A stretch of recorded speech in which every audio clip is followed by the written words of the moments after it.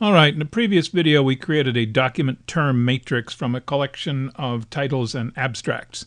The titles and abstracts looked like this. They're from old computer articles from the 80s, late 80s. And the first line's a title, then there's an abstract, and you can see they're somewhat outdated. But anyway, it's an abstract and title. So we created a document term matrix, which means the rows were document numbers and the columns were words. And these values in the cells in the individual locations of the matrix were the number of times the word occurred in that particular document. Now the code that did that was docterm.mumps, which was in the previous video. I won't go through it because we went through it in there. The only difference is here I have removed a line from the final printout. The final printout here only printed those words that occurred more than a certain number of times. I think the number was 4. 4 or above, it would print them. And so a lot of words from each vector were not printed. I removed that line. And I added a halt down here. There should have been a halt. Running through this little subroutine didn't really hurt anything, but it didn't help anything either. Okay, so that's that. Let's run it. First of all, you want to probably remove and data.dat, key.dat, and data.dat. These are my database files in my version of Mumps. Rather than killing them, which takes some time, deleting the entire database is better. It's quicker, obviously. This wouldn't be the case in other versions of Mumps, but in mine it starts off with a clean slate. So anyway, we're going to run docterm.mumps. And you'll see the output flash by in a moment. Oh, by the way, I changed it to 2,000 documents. Before it was only doing 1,000 documents. There it goes. And now you're seeing, if you looked at the previous video, you didn't see all of those words for each document, but now you are, because you're seeing words that occurred only one time, and many of the words only do occur one time per document. Next thing we want to do is get a frequency list of the documents, of the words, because we want to eliminate very high frequency words and very low frequency words. High frequency words are not very useful for indexing. Very low frequency words are also not useful for indexing. So I need to know the count. Well, in that program, it was creating a dictionary vector called DICT, which is indexed by word, and it gives the total count of the word in the collection as a whole. What I would like to do is print that out and sort it. So I have a routine here called dict.mumps. And it's very simple. All it does is it goes through, sets W equal to empty string forever, gets the next W from up arrow dict. When it runs out of W's, it halts. Otherwise, it writes out the count, the value in up arrow dict. Up arrow dict sub W is the value stored there. It's the count of the number of times word W occurred in the collection. A blank, and then the word. Okay, let's run it.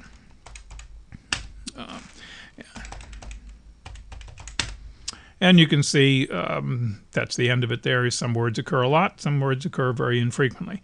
What I want to do is be able to sort them. Well, I don't want to write it out. I want to run it to sort. That's a pipe, vertical bar in Linux. The output of this program will be piped to the next program. The next program is sort. It's built in. And I want to do a numeric sort. Otherwise, it does an alphabetic sort. And I want the sort in reversed order. I want it from high to low. Normally, you get the low frequency first and the high frequency last. So let's run it through, see what happens. Well, we certainly got the low frequency. So I want to run that to a file. So I'll write it out to word count. Okay. And it did it. Now let's look at word count. Well, if I spelled it correctly, it would even work better. Word count. Yes, there we go. All right, you see at the top there, the most frequently occurring word was the word that, and it occurred 2,671 times. And at the other end of the spectrum, they occur once. There's a lot of numbers and so forth. They are one-offs. What we want to do is pick a cutoff, a threshold. And all words that are more frequent than that, we want to delete. And all words that are less frequent, we want to delete. So just arbitrarily, let's put the threshold at 400. So there's 400. You can pick any number you want, but say for argument, I'm going to put a bunch of question marks in the file here. Now I go to the other end, and I go back. I'm going to make it the threshold between 4 and 5. I'm looking for where 4 and 5 are. You see there's an awful lot of 1-offs in here now. We're on the 2-offs, the 3-offs, the 4-offs. We'll get to the 5s. There we go. There's the 5. And I'm just arbitrarily picking 5 as a cutoff. All right, so here's where it's between 4 and 5, and I'll simply put a bunch more question marks down here. Now I go to the beginning of the file, and I say search for the question marks. There's the first set of question marks. And what I want to do is I want to delete everything between here and the next set of question marks, which I just did. It was D/ and a bunch of question marks. That's how you do it in VI. And I'll remove this line. So what I've got left is a list of the very low frequency words, those that occur 4 or fewer times, and the high frequency words. All the middle frequency words have been removed. They're gone. Bye-bye. Okay, I'll write that out. Now what I want to do is I want a program that will go through the database and delete words that are in that list. Okay, so, and I've got that written. It's called word prune. .mumps. And what I do, first of all, I eliminate, we're going to create a vector called stop. They're referred to as stop lists, words we want to get rid of. So I get rid of any previous copy. I open for input word count, that file I just created. I check to see if the open succeeded. If it fails, I'll halt. I switch to unit number 1. So the reading will now come from word count. Forever, read a line. If the read failed, in other words, we ran out of lines, break, get me out of the loop. Break is non-standard. In my mumps, it's not. In others, it's easier, so I left it in here. So we break if we run out of lines. Otherwise, I take the second piece of the line and I store it in the variable W. The line consists of a number, a blank, and a word. The second piece relative to a blank is the word. So I'm extracting the word from the line. And then I'm creating an instance in stop of that word. So I set up arrow stop sub W, W is the index, equal to the empty string.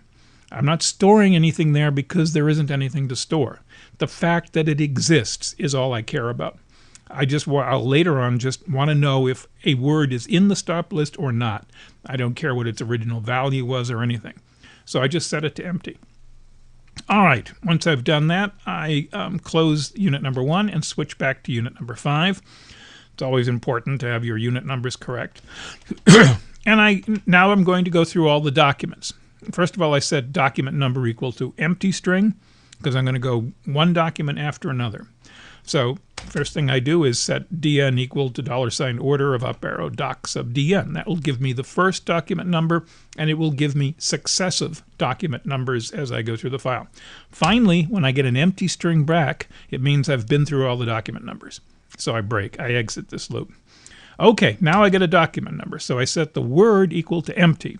And then forever I will, for a given document, I'll go across the row looking for the words. W will be, each time I do this, it'll be another W of a word that exists in this document number. Okay, for all of the words in this document number, when I run out of words in this document number, I break and I go back up and get another document number. Okay, so the inner loop here is the document number is fixed and we vary the word. When we run out of words, we go back up and get another document number until we run out of those. All right, then I ask the question, $data, does W exist in the stop vector, in the stop list? If it does, in other words, I get a non-zero value back, then I want to delete that document, that word from the document.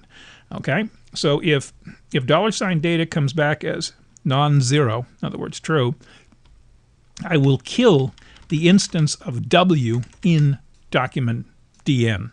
All right, document, that'll kill it, and I'll write out a message saying I killed such and such a word. I suppose I could actually say what document I'm killing it from. Is that meaningful? Let's say document W in and quote DN, comma. Let's make sure I haven't added any errors into this. It looks okay. So I'll write out kill word, that'll be the W, in, and it'll give me the document number. Okay, so this will delete them if I didn't add a typo in there, which I'm pretty good at doing. So I'm going to run word prune. And I'm going to run, let's just run it out to XXX so I can look at it with the VI editor instead of having it flash by on the screen. Hopefully it's going to work, otherwise I'll get an error message in there. It looks like it's working. It does take a while to do it. Okay, VI XXX. And yeah, kill accordingly in document 1. You see it's, you notice the document goes from 1 to 10 because the document numbers come out alphabetically. That's correct and normal. 100 is next, then 1,000. But you can see it's by document. So in document 1005, we killed 1, 2, quite a few. I'm not going to count them all.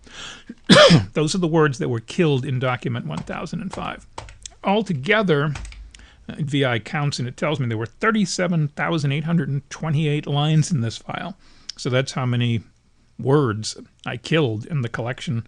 Well, not words, instances of words I killed in the collection.